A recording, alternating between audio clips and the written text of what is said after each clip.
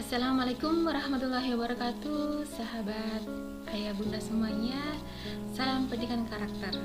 Bersama saya Sita Asyati Lena. Bertemu kembali kita dalam episode-episode tentang pendidikan karakter anak dan pendidikan karakter bangsa. Dan kali ini bersama saya kita akan membahas tentang pendidikan karakter cinta Ki Hajar Dewantara. Ya, ayah bunda, bapak ibu guru semuanya pasti sangat mengenal Ki Hajar Dewantara. Beliau adalah bapak pendidikan Indonesia, dan di foto ini beliau ketika masih sangat muda dan beliau bernama Raden Mas Wardi Suryaningrat.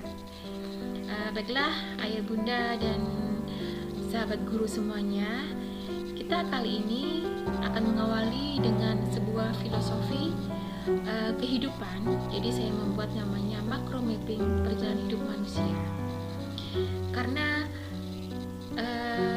kita akan bisa mengenal Tuhan jika kita mengenal diri kita, termasuk kita akan bisa mengenal orang lain jika kita mengenal diri kita. Ketika seseorang mengenal dirinya, maka dia akan bisa mencintai dirinya. Ketika dia bisa mengenal Tuhannya, maka dia akan bisa mencintai Tuhannya. Ketika dia bisa mengenal orang lain, maka dia akan bisa mencintai orang lain. Nah, ini sangat falsafah sekali ya para ayah bunda dan para guru semuanya. Sebagai seorang pendidik, cinta adalah sebuah rasa yang harus dimiliki oleh setiap pendidik. Karena tanpa hati, kita tidak bisa menyentuh hati. Karena hati hanya bisa disentuh oleh hati. Sentuhlah hati dengan hati. Baiklah, dalam makro mapping dan hidup manusia ini, ayah bunda dan guru semuanya, ketika Tuhan menciptakan alam semesta, dan memang saya memperspektifkan dalam Islam.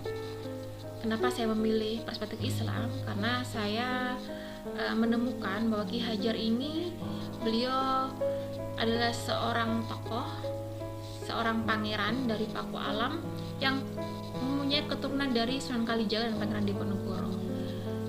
Dan beliau sangat memiliki religiulitas yang sangat tinggi, spiritualitas yang pasti mendalam. Karena itu beliau membuat sebuah pendidikan karakter yang disebut dulu itu dengan budi pekerti ya, yang tidak mudah. Semua itu ada tahapan proses-prosesnya. Nah, nanti coba kita akan sedikit menguliknya di sini. Nah, langsung kembali lagi kepada makro mapping perjalanan hidup manusia. Bahwa manusia itu tidak langsung diciptakan oleh Tuhan, tetapi Tuhan menciptakan alam semesta terlebih dahulu. Kemudian menciptakan manusia dengan tugasnya adalah beribadah, menjadi pengelola dunia ini. Dan itu butuh apa? Butuh iman dan butuh ilmu. Dengan iman dan ilmu ya, dan dengan spiritualitas dan dengan akal dengan Tuhan kepada manusia, yang dia bisa melakukan misi hidupnya untuk mencapai visi hidupnya. Yaitu apa visi hidupnya? Mencintai dan dicintai oleh Tuhan.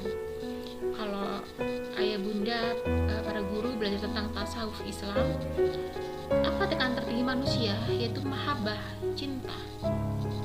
Yang di sana terkait sekali dengan nanti kita temukan ternyata pendidikan budi pekerti Ki Hajar itu tahapannya adalah ada syariat, hakikat, tarekat, dan makrifat.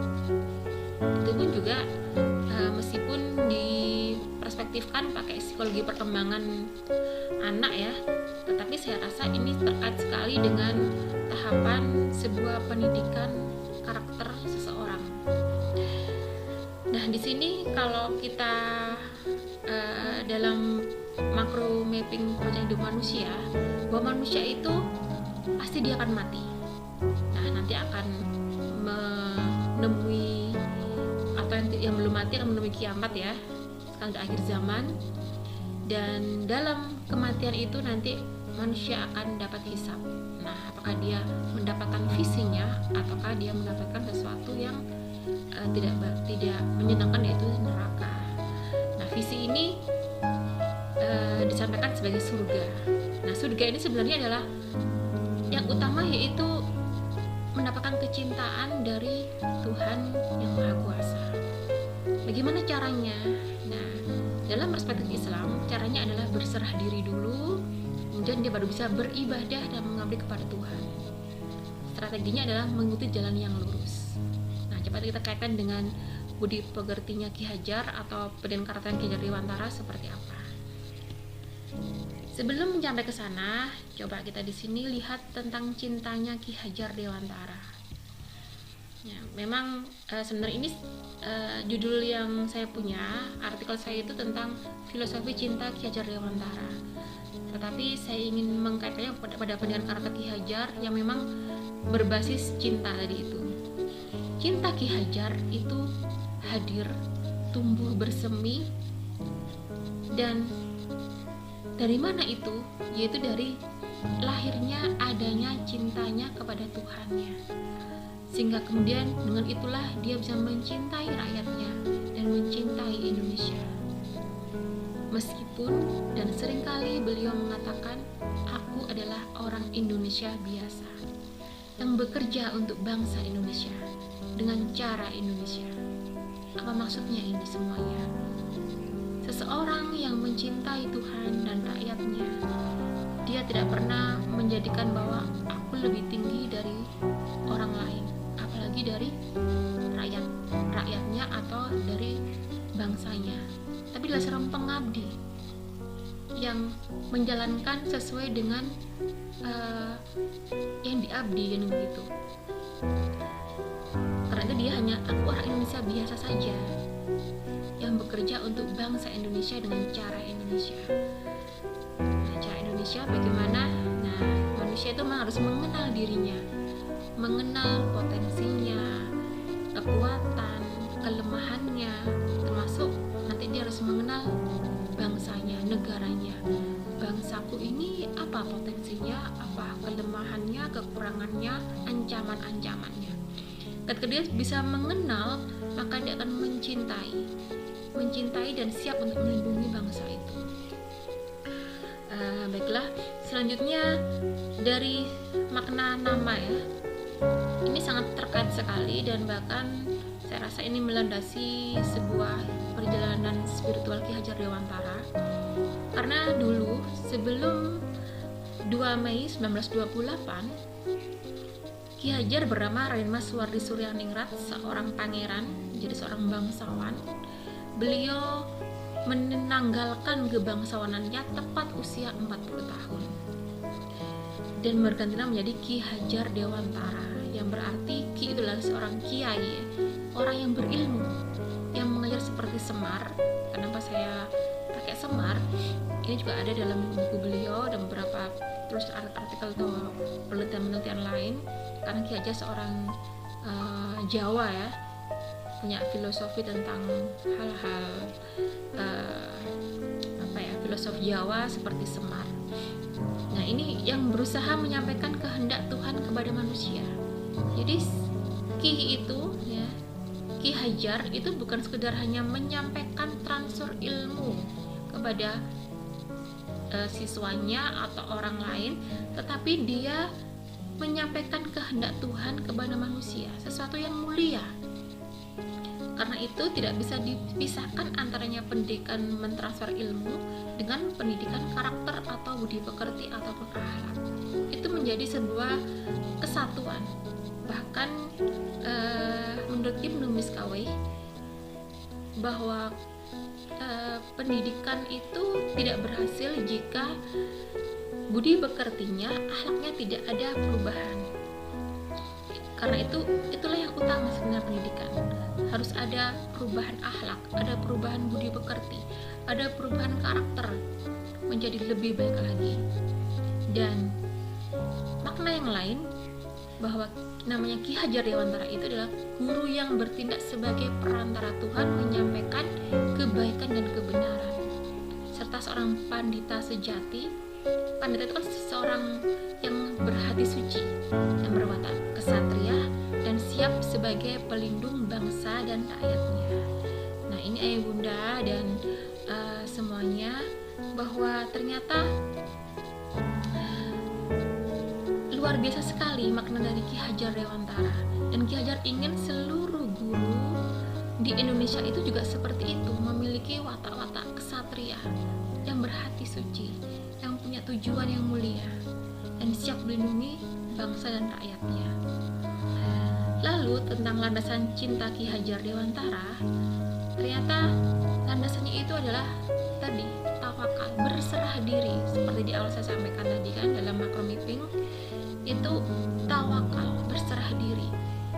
Karena dengan tawakal, berserah diri, orang akan menjadi zero, menjadi nothing, akan menjadi to something, zero to hero, yang semuanya diserahkan kepada Sang Pencipta, sehingga manunggaling kaula Gusti. Inilah landasan cinta Ki Hajar Dewantara.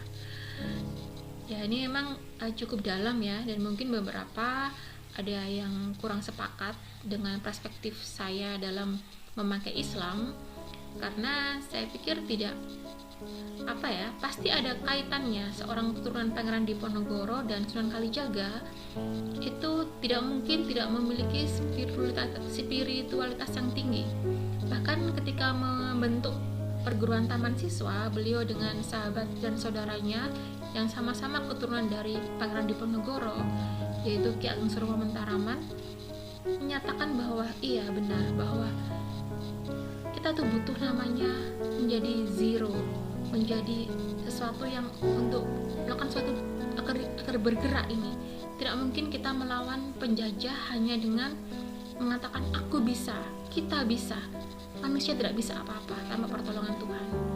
Manusia tidak bisa ketika, termasuk hari ini, ketika kita menyatakan kita masih dijajah secara ekonomi, politik, dan yang lain-lain, lalu kita hanya demo, misalkan protes, tetapi kita tidak tahu bagaimana jalannya. Inilah jalannya, apa itu?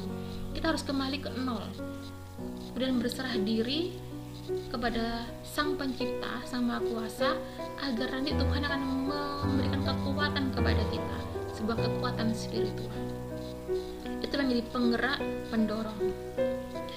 Dan akhirnya inilah tujuan pendidikan karakter Ki Hajar adalah kemerdekaan lahir dan batin, merdeka sebagai manusia maupun sebagai bangsa. Pendidikan Ki Hajar melahirkan manusia sejati, itu kekasih Tuhan. Itulah kedudukan manusia yang tertinggi.